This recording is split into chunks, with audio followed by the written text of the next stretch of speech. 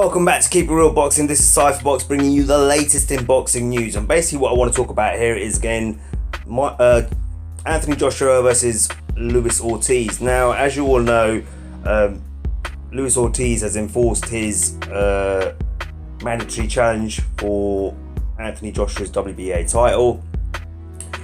And I did a lot of videos on this where, Pulev's turned around and said he doesn't want, who's Anthony Joshua's IBF mandatory, who's turned around and said he won't be ready for another 3 or 4 months. My last video, I kind of felt like I made a point where I was saying, where I felt, it looked, I'm not saying it was, but I said it looked or felt like Eddie Hearn and Anthony Joshua were kind of avoiding Luis Ortiz. And the reason I felt that was because Pulev saying he doesn't want to fight for another 3 or 4 months, which means that would be on the other side of December, so 2018. He's saying he'll be ready to fight Anthony Joshua. So what if that's the case? Then put him on the back, set up a fight for the new year against Pulev and take care of your mandatory challenge against Ortiz. Now Eddie Hearn's come back which I've seen in an article in Boxing Scene, and he's basically saying that he feels that Team Ortiz are trying to get Anthony Joshua stripped of their world title, that WBA world title. And basically saying is that it doesn't work like that, unfortunately. Yeah. So he's hoping he can get Anthony Joshua stripped of his WBA title and the belt will be handed over to Ortiz. Now, what Eddie Hearn has turned around basically said is it doesn't work that way. What would happen is, even if they stripped Anthony Joshua, they would appeal the WBA's decision to strip Anthony Joshua, as they have no rights to strip Anthony Joshua of his WBA title, which can take a long time in terms of the appeal process and settling that dispute. What he also has gone on to say is that they are obligated to meet their mandatory challenge from Pulev.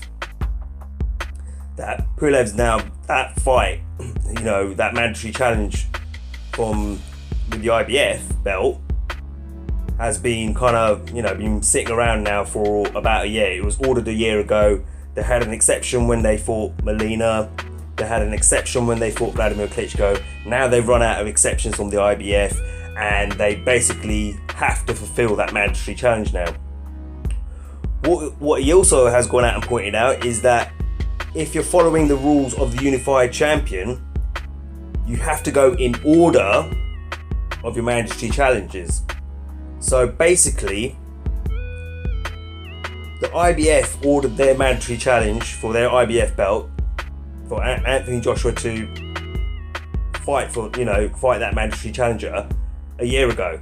The WBA ordered their mandatory challenger, or the mandatory challenge for their belt, 2 months ago. And because Anthony Joshua is a unified champion, he has to follow those rules, which is first come, first serve. So whichever boxing organisation basically ordered the mandatory first, that is the one you have to satisfy first. So they have to satisfy the IBF first and then the mandatory for the WBA title. Eddie Hearn's also gone on to say that they're happy to fight Luis King Kong Ortiz in February, March, and they are happy to sign that deal right now, guaranteeing that they will fight Luis Ortiz in February, March. He also went on to say, that's Eddie Hearn I'm talking about, to say that he doesn't want Luis Ortiz to fight Deontay Wilder. He wants AJ to fight Deontay Wilder. Yeah? He's basically saying, what he's saying is that they can sign the deal for February, March. Yeah? And then at the Millennium Stadium, when Anthony Joshua defends his IBF belt against Pulev on October the 28th, if that's actually going to be the date for the fight, because Pulev keeps saying 3 to 4 months, you know, I need 3 to 4 months to be ready, you know, so I don't know what's going on there. But anyway, let's say that fight happens on October 28th. They are prepared to have Luis Ortiz on the undercard, basically to give him a warm-up fight, a stay-ready fight, keep him active. They're happy to do that. So have him on the undercard, AJ on the main event, and then once AJ beats Pulev, if he beats Pulev, the fight's on in February, March for AJ to fight Luis Ortiz. They don't want him, this is what Eddie Hearn's saying, they don't want Ortiz to fight Wilder. He also said that it feels Team Ortiz are looking for some step-aside money and then want to go on and fight Deontay Wilder.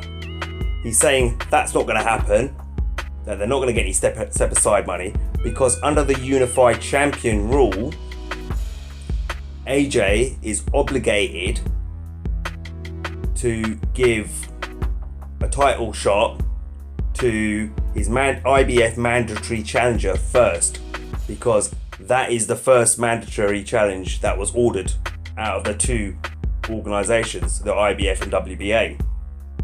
So if they're looking for some step-aside money, they're not going to get that as well. It's not going to happen. So basically, Luis Ortiz, from what Eddie Hearn's saying, is pretty much in a lose-lose situation. If he forces the WBA or he pushes the WBA to strip Anthony Joshua of his WBA world title, Eddie Hearn will appeal that. That will be a long, lengthy process to resolve that situation. At the same time, he's saying we will fight Ortiz. We're happy to fight Ortiz. We'll sign the deal now for February, March. We'll even put him on the undercard on October 28th when AJ fights Pulev, if he fights Pulev. Yeah, because that's the first mandatory challenge that they have to meet. And then once AJ wins that and Ortiz wins his fight on the undercard, they'll meet each other obviously in February, March. As you can see, the plot's kind of thickened with this whole situation. And Eddie Hearn, now, not be funny, Eddie Hearn's a very smart, intelligent businessman. You have to give him that. You know, say what you want about him, say whether you can say negative things about him. And don't get me wrong, he's a promoter, they're all like that. But I think he's probably one of the slickest promoters out there, there's no doubt about that. You know, he makes sure he covers all the bases. You know, dots all the I's and crosses all the T's. And if this is all true, what he's saying, then Ortiz isn't really in a position of power here at all. You know, he will kind of have to accept or even try and call their bluff and say, right, okay, let's make a deal for February, March then. Or he turns around and says, well, sod my mandatory challenge for the WBA title. Let's make the fight with Deontay Wilder. I'll fight him on November 4th. So he's got a decision to kind of make here now, I think, which is one, him and his team kind of need to go over the rule books and call Eddie Hearn's bluff and see what's going on there. And if it's true, then he kind of needs to turn around and say, well, either yeah, all right, let's sign the contract for February, March, or he turns and says, I'm not prepared to wait that long. You know, give up his mandatory challenge for the WBA title and make a deal with Deontay Wilder and say, hey, let's fight November 4th. And then challenge AJ if he was successful against Deontay Wilder. So that's what's on the table at the moment. That's what's coming from Eddie Hearn of Matchroom Boxing, promoter to Anthony Joshua, WBA and IBF heavyweight title holder. So that's the latest news, guys. Give me your opinions on this one. Let me know what you think. Still a lot, seems like there's a lot, quite clearly it still needs to be resolved with all this, you know, drama with AJ and Ortiz, you know, and you've got Wilder waiting in the wings, you know, you've got Pulev waiting out on the wings as well, you know, so there's a lot going on here. Give me your opinion, let me know what you think, and as always, guys, if you like what you're seeing, like the video, share the video, subscribe to the channel, hit that bell notification icon so you can get notified every time I upload a new video. Alright, until next time, this is Cypherbox reminding you to keep it real. Peace.